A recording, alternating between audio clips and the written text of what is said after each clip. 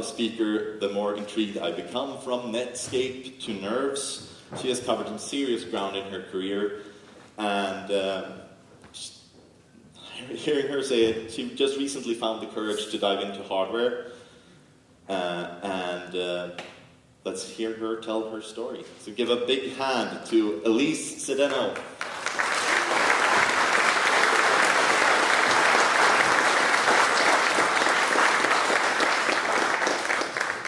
Hello everyone. Oh, it works too. It's amazing. I was so afraid I'd be back there saying the worst things and then you guys would all hear it, but the sound technician is amazing here and it flips on automatically. But yeah, thanks. I love Lars so far, except for the fact that he put me on right after people who made cars. So we're going to change gears now. Yikes, that's what it's going to be like, actually. So be prepared. Yeah, so let me see if I can, oh, is there an HDMI?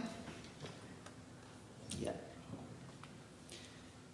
How many of you here are like, oh, I can't really see you. How many of you are like new to Nerves, like I was or am, or considered like a beginner to Nerves?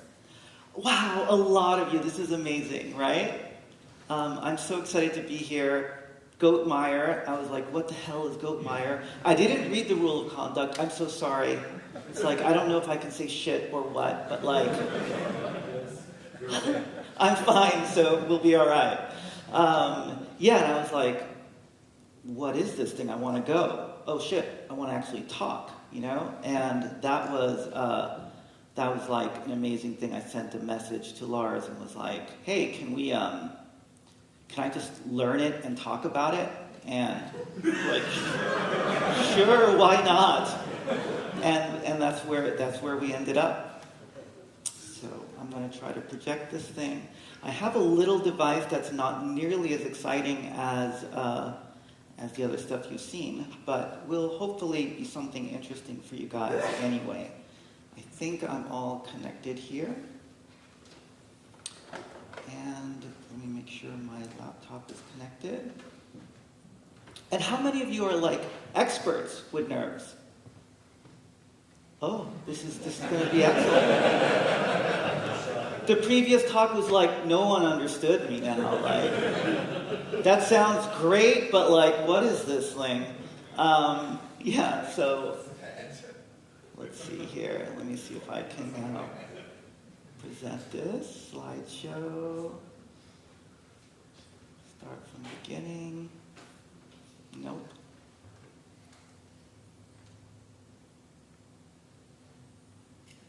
Oh, that goes here. But like, now I can't see anything. Yeah. Is it set up for mirroring? I'm not really sure, but I will just get started, I think, because I can't even find this thing now. I'm like, look at that.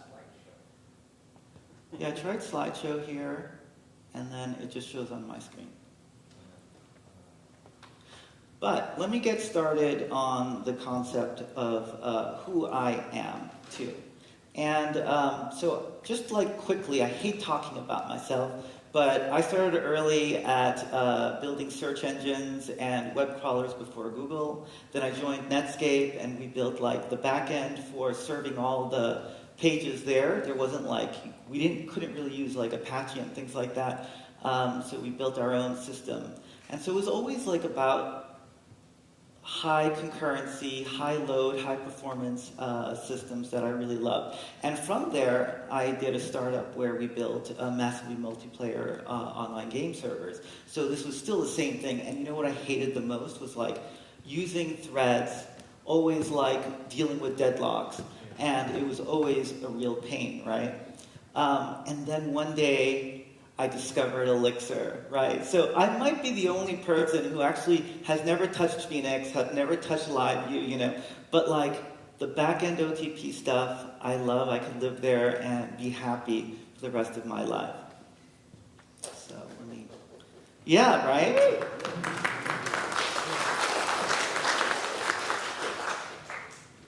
So that was me. And I also like to work on medical stuff. I did some work at the genomics department at Mount Sinai. I did Apple Research Kit.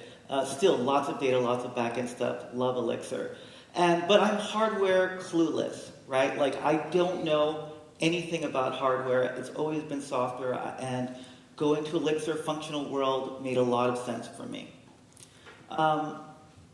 But from the games industry, and I want to use this metaphor like throughout this chat a little bit, is like some of the things when you build a game is like you really have to understand your audience. So like I'm asking you guys, like who are you guys, right? Like you guys maybe are new to nerves and understanding that. And what do you get out of that? Like maybe you'll be curious and you'll get a few things and maybe you'll try it out, right?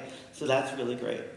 And for people who are the nerves experts here, I think like we're here to try to make it better for new people to look at it, like all of us, and start using it. There's probably a reason why it was something that you haven't really got into yet, but you're curious about it, right? And so one of the things that in the games world we call it is fatuity. It's a wonderful sounding word, right? It sounds like you just spit something up. And it's really about like what are the moment-to-moments and beats of a person who's just coming into your experience for the first time.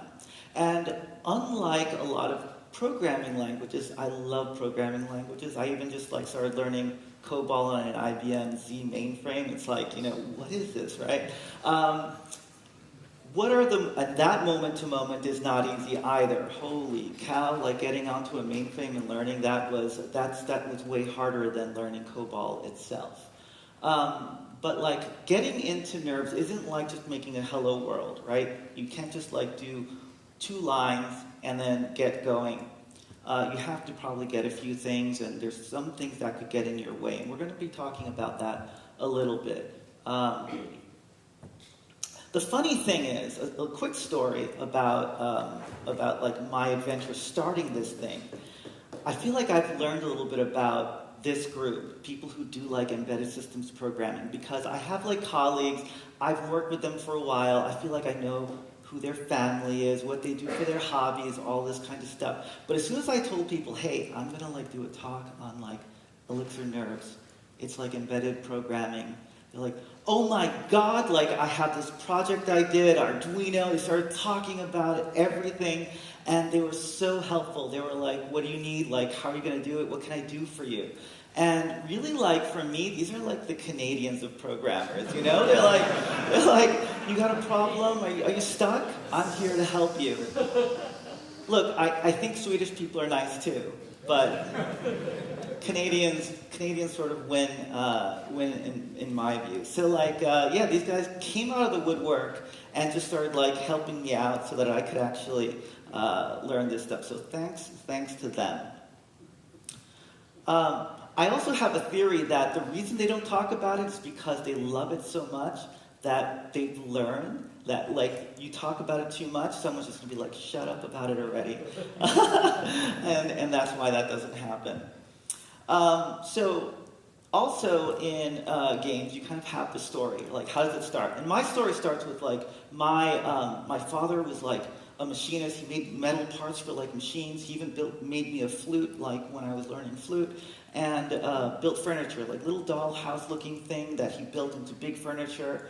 My mother like made dresses and stuff like that. And me, like, I was like, I just want to be in my computer world, you know? Everything's safe there. I was even afraid of Legos. That's because, you know, you ever like build everything, you're up to the last area, and then you realize, oh shit, like I messed up in the beginning.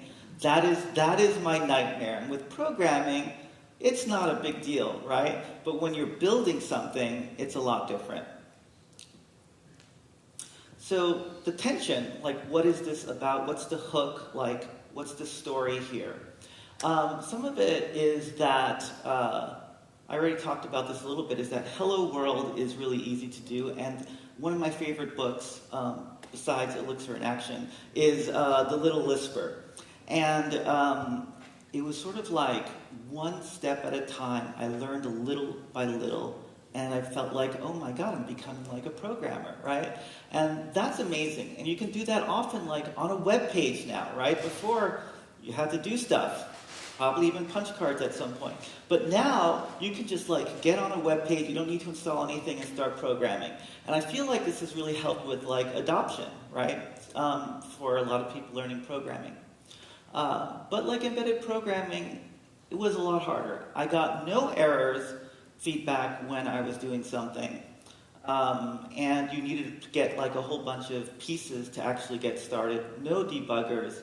So, and then when I started building stuff, like I'll show a picture later on, but like there's wires and stuff. These things can come loose, right? And that was scary to me too. In a game, you usually often create a character, or you have a character created for you. So for me, I need to get started. And I had no idea what to do. I knew about Raspberry Pi, so I figured, oh, I should just get one. But then when I went to the web page, there's like a lot of them, right? They've become a thing, and there's other things you can get too. So what's a pico? What's a zero? What's a header? What are these things? Wires, sensors, resistors. So everyone told me what I needed to get. I didn't know why I was getting these things, right? I just put them all in my Amazon cart, and I was like, great, I'm going to build something with this. And then some people are like, you need to solder. I'm like, solder? I don't even know how to pronounce this thing. Like, solder, no idea. So this was like kind of a moment, but it was really fun because it was like a haul from Amazon. I just picked everything out, and that was a fun thing. So Golden Master is a funny thing. I worked with James Cameron a little bit, and like when they were sending like the Avatar movie stuff, they actually ship it like FedEx or whatever. It's like, no, they actually hire a courier, and it's like, they call it like, Golden Master or whatever, right? And so like, for me, the actual like shipping thing that I did first with Nerves is like the Hello World version, which is Blinky. And that worked out pretty well. Mix is amazing. I feel very familiar with Elixir, so that was safe. But then I use Nx. Who here loves Nx? Anyone? Okay, we got a few, right? There's probably overlap between Elixir folks and Nx folks for obvious reasons. If you don't know about it, check it out. You'll love it and hate it. Yeah, and with Nx, like I didn't have like X11 set up on my KDE, just Wayland. And so like there were silent failures that I didn't know about, like it wanted sudo access, and like it didn't tell me. And there was nothing that I could see that was happening there. So I tried switching like SD cards because someone's like, oh, you got like a 32 gigabyte one, that's too big or something like that. But it ended up like, I have ADHD, I'm also autistic in case you couldn't tell. But like, I looked at the documents of how to configure Mix to build this nerve system, and I saw Pi Zero. I put in Pi Zero. I didn't look at the rest of the page, but turns out that for a Pi Zero 2W, you actually have to use RPI 3.8, and this took me a whole day. I was up until, 5 in the morning or something like that, trying to figure this out. But it finally worked. And this here is COBOL, right? This is like the Hello World nightmare. I mean, it may be worse if you're doing assembly programming languages, but like, you really can't get worse than that. And I'm not saying Nerves is terrible. I'm just saying it's not COBOL, right? But like, it felt a little bit like, okay, it was a little hard for me. And so Blinky, in case you didn't know, was like you have the Raspberry Pi and it has a little activity light and it blinks, and like that tells you, it's working, so it's pretty cool. But now I'm entering the world. I'm almost there, but I didn't write the program. It was nothing that I did, right? It's just like follow the instructions. So I set up there's no way to really log in to the default thing. It wasn't like a Raspberry Pi 5 where I could like hook up an HDMI easily.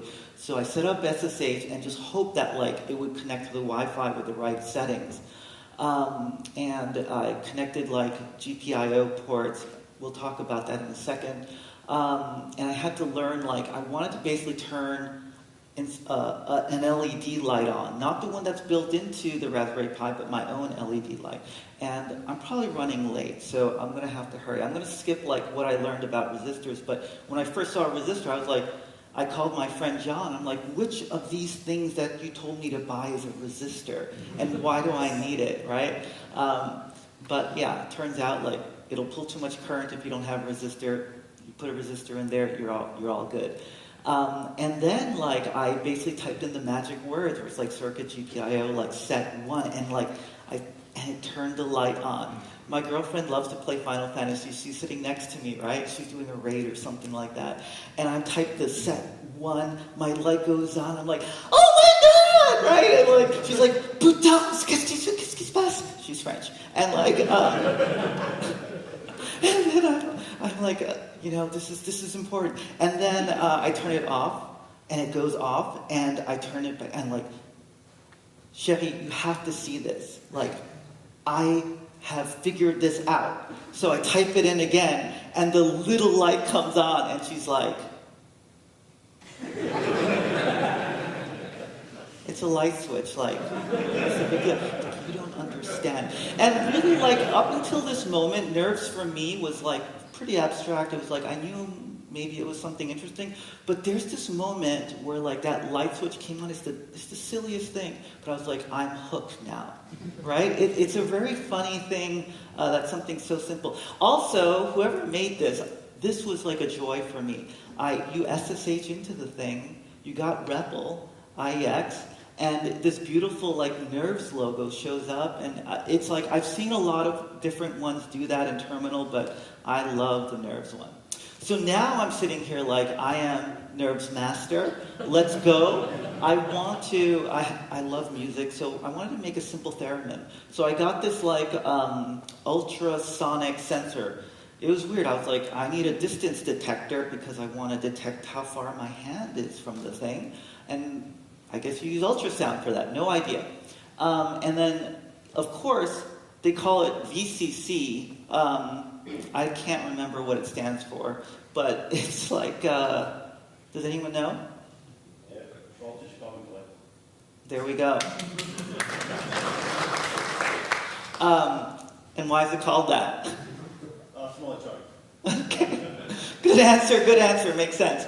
So this is basically the positive charge, the ground is the ground, right? And then you have trigger and echo. So the way it works is like there's only ones and zeros, like I sound like I'm teaching computers, ones and zeros here, so there's no intermediate values. So you actually have to trigger the sensor with a 10 microsecond pulse, and then that sensor is like, okay, I'm going to send sound wave. Boom, boom, and while basically it's like the sound wave is coming, the echo line is on. So it's measuring how long it takes. So you basically have to check how long the thing is actually running to figure out like how far away it is, right? You use the velocity of sound and all this math sort of thing. It's pretty easy, but that's how you figure it out. But the thing is, like, using 10 microsecond pulse, I was like, how do I do this? I may be telling you guys everything wrong, by the way, here, because I worked in a vacuum, right? So this is me trying to figure stuff out. I was like, 10 microsecond, that doesn't sound like something I can do with, like, you know, process send after, you know, because this is really, like, precise.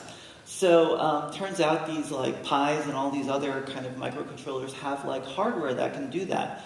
DMA or like something called PWM, pulse width modulation or something like that. So you can use a pin or something like that to basically say, I want exactly this amount. But the default libraries I was using didn't have any anything for that. So I had to like do some Googling and stuff, and I found this is the problem when you learn on your own. I call it pig pox. I looked at it literally yesterday. I was like, that can't be right. Pi GPIO. I was like, oh.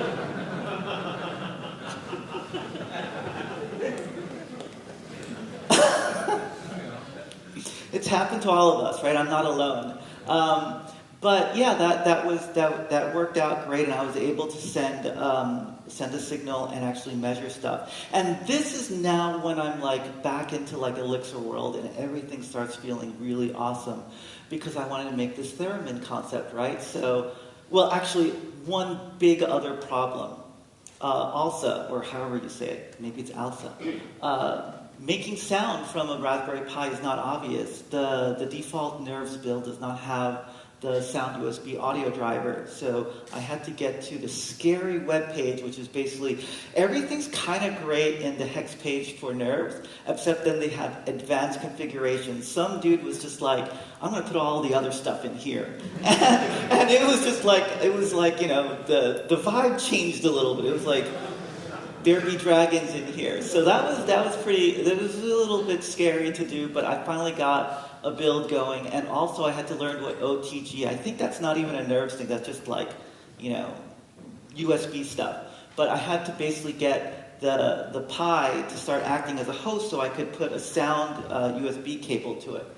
So I rebuilt it, everything was working. Now I have a gen server that just basically sends this pulse and calculates the distance and keeps a history, right? So in its state, it's just like has this history stuff, and I can even ask it to smooth the history so it doesn't jump as much. So that was cool. And then I made another gen server that basically makes a PCM sign generator so that it can like send to ALSA, which is the USB, which is the sound driver, a sound, which is basically the note. So I made a very simple sine wave. Let me see if I can actually connect this and demo this. There's a lot of wires here. I'll show you kind of like, I think I can skip to a page where you see what it looks like. That's like what's over here right now. And the thing on the top is the ultrasonic sound detector. I think I need speakers to actually play this. Lars, do I have time for this, or are we? Yeah, you have a couple minutes.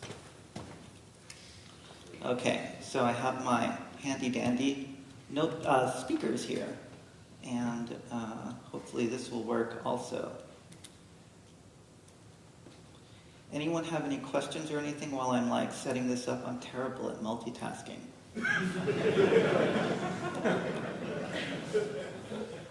I know, right? Like, if I was OTP, I'd be great at it. Okay, I think this thing is running now. Let's see if I can. I'm typing ping nerves.local here to see if it can connect. I'm actually like, oh no, I'm connected through my phone's hotspot because I need it to be on the same network. And looks like I'm there now. And I should be able to ping the device. Yep, I'm able to ping the device. And now I should be able to SSH to it. I'm so sorry you can't see this. There's it for a second. You see the lovely Nerves thing?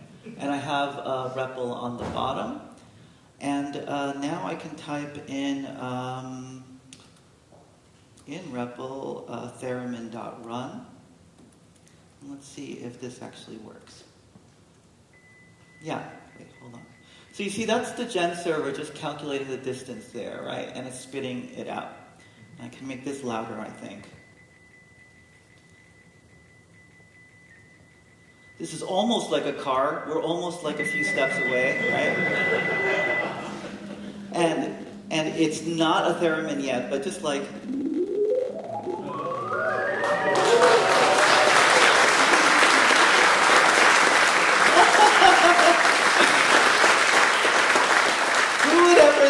Get an applause for that. You guys just got my like light switch moment, right? It's like, it sounds like some Doctor Who episode from like the 70s, right? But like, that's so cool. Like someone like me who literally learned this thing like, okay, you know, Lars, I was supposed to be working on it forever, but like I really started very recently, right? And then I put this together and it really worked. So I really have like loved this experience. Okay, so where was the rest of this? I've lost my slides. Here we go. All right, so now I'm probably running out of time. soundtrack. We covered all of this stuff. Playtesting. The best part for me in video games is like actually the point where you have something that people can play test, right? You get a few people, it's usually qualitative testing, you bring a few people in, you have them in front of it, and you just see what happens. And I think this is something that a lot of us don't do, especially in open source sort of like work, where we actually sit down with someone who doesn't know anything, like me, hello, and see what happens. I didn't know, like, look at this kind of glossary of things that you kind of have to know about, like what are GPIOs, what are like these, all of these other things, like there was like a whole 5 volt versus 3 volt thing, how do resistors work, what are jumper wires and headers for, and like I almost wanted like a nerve sort of like kit, you know, it was sort of like, here's what you buy to get started, and I know we don't want to tell people to buy one thing or another, right, but like, it sure would be helpful to get started. I know that there's some resources out there. Lars made a great live book and a video that shows you like how to get started. But it was sort of like, I tried playing it and I needed that warning that was like, what is it called, that says something like, this video may contain like blinking whatever and may cause seizures. Like, love the video. It's just that it went so fast and I was like, I don't understand what's going on. I had a hard time figuring out where the power goes into on my Raspberry Pi, right? So that's sort of like the hand-holding that I would have loved to have going through this experience. The other thing is I think a lot of people come in from like Arduino or something like this. So a lot of the documentation assumes like, oh, you already know a little bit about these things, but if you don't, you know, it's a lot harder. And I know there's some books out there, maybe those would have been great, but I think also like we really have to think about what happens if you're just looking at a hex package and doing that. So I think this is my last slide. What I gained, this is where we're going to talk like feelings just a little bit. There's a guy that I currently work for, and he's one of the smartest guys that I know. I hope he doesn't watch this, you know. His name's Bernie, and he told me this thing when we were having a problem, I think, or something. I was having a problem with work, and he said, you know, my background is in theoretical physics. I was like, okay, cool. But he said, that didn't help me. It's not really applicable in the work we're doing, but it did teach me one thing, and that is like never to be afraid of a problem. I am no longer afraid when things look hard or I'm not afraid to try to sit with a problem and try to reason it out and do it. And I feel like nerves for me was like, I was afraid of like things going wrong. There were times when I first plugged it in, I was like, is this thing going to smoke and like blow up in front of me? There was a certain fear there. Probably you guys don't feel it as strong, but there's something there. And so like when you go over that, when I did nerves, I felt like a new thing opened up for me, which is like, I'm no longer stuck programming inside, right? But now I can touch the world. And I may never use nerves again. Hopefully I will. But even so, I think it's changed like this way that I'll be thinking about programming and touching other people. Because the world right now, it probably could use more of that, right? So that's my kind of like hope for you guys, and is to show that like, look, it's all possible, it's all fun, and if you do it, it may open up a dimension for you also. Thank you so much.